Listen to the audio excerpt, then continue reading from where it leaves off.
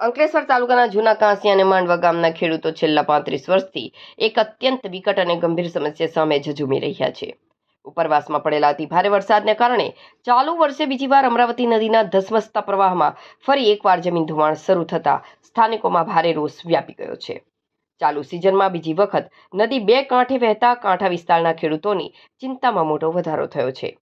સ્થાનિક ખેડૂતોના જણાવ્યા અનુસાર નર્મદા નદીનું મૂળ વહેણ બદલાતા પાણી ચોંકાવનારી રીતે 4 કિલોમીટર અંદર ફંટાયું છે, જેના સીધા પરિણામે જૂના કાંસિયા અને માંડવા ગામના કાંઠે આવેલી સોના જેવી ફળદ્રુપ જમીન સતત નદીના પાણીમાં ગરકાવ થઈ રહી છે.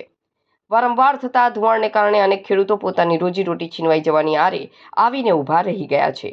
ખેડૂતોનો ગંભીર આક્ષેપ છે કે છેલ્લા 3.5 દાયકાથી જ્યારે પણ આવી પરિસ્થિતિ સર્જાય છે ત્યારે નેતાઓ અને વહીવટીતંત્રના અધિકારીઓ માત્ર સ્થળ તપાસનું નાટક કરીને પોકળ આશ્વાસનની રેવડી વહેંચીને ચાલ્યા જાય છે.